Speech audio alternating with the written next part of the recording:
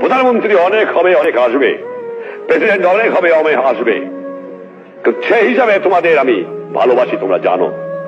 তোমরা সৎ পথে থেকো, মাতৃভূমিকে ভালোবাসো।